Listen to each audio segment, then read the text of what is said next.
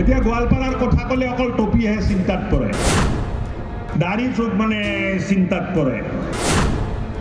আৰু পাজামাও ইহঁতে যিবিলাক পিন্ধে 1 ফুট 6 ইঞ্চি ওখ কৰি পিন্ধে, কিয় পিন্ধে বা মই নাজানো।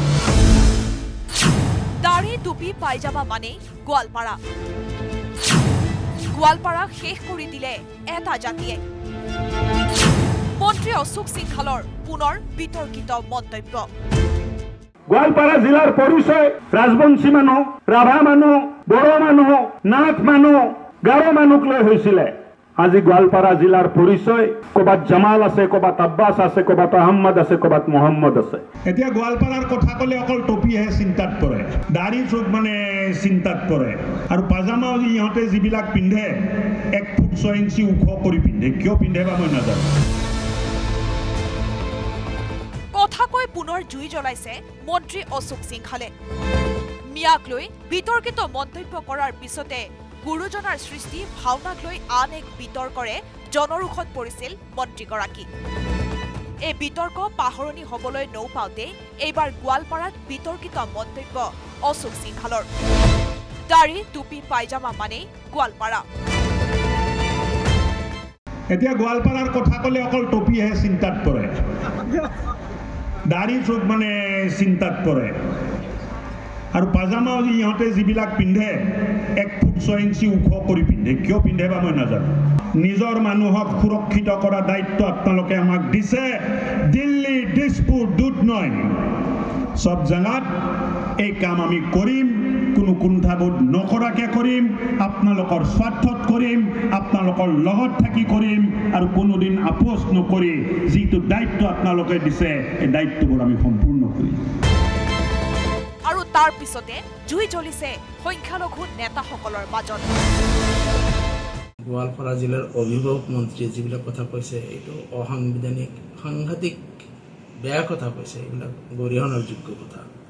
কাৰণ ঘৰৰ গাৰ্জিয়ানে যেতিয়া ঘৰখনত জুই জ্বলাব বিচাৰে তেতিয়াহ'লে সেই গাৰ্জিয়ান কেনেকুৱা গাৰ্জিয়ান? মই মুখ্যমন্ত্ৰী মহোদয়ক অনুৰোধ কৰিম, এনেকুৱা গাৰ্জিয়ান গোৱালপাৰা জিলাক নালাগে। গোৱালপাৰা জিলা বহুত পুৰণা জিলা। পিছে সংখ্যালঘু নেতাৰ প্ৰতিক্ৰিয়াৰ পিছতো ৰৈ যোৱা নাই মন্ত্ৰী সিংহাল।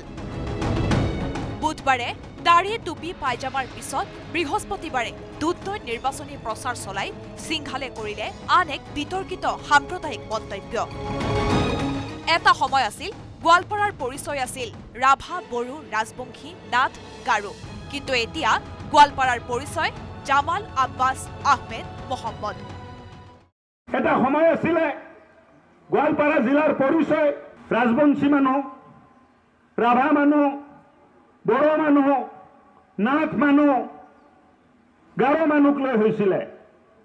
আজি গোৱালপাৰা জিলাৰ পৰিচয় ক'বাত জামাল আছে, ক'বাত আব্বাছ আছে, ক'বাত আহম্মদ আছে, ক'বাত মোহাম্মদ আছে।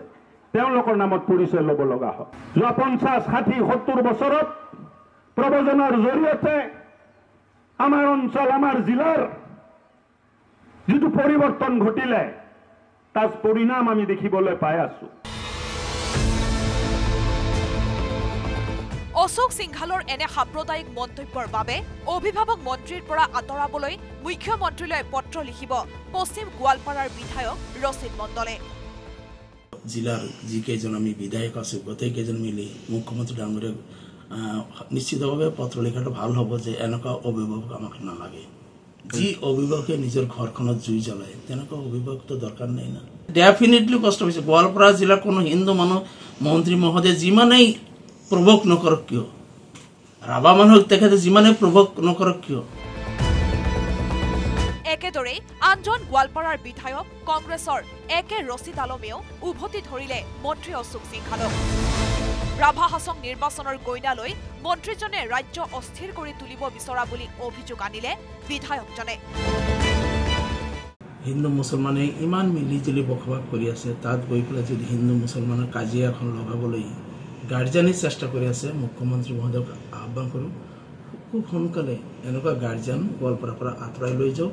গোৱালপাৰা জিলাৰ নাগৰিকসকল সকলো জাতি ধৰ্মৰ মানুহবিলাক মিলা প্ৰীতিৰে বসবাস কৰি আছে। অশোক সিংহালৰ মন্তব্যৰ বিৰোধিতা কৰি প্ৰতিক্ৰিয়া প্ৰকাশ কৰিলে প্ৰদেশ কংগ্ৰেছৰ প্ৰাক্তন সভাপতি ৰিপুণ বৰাই।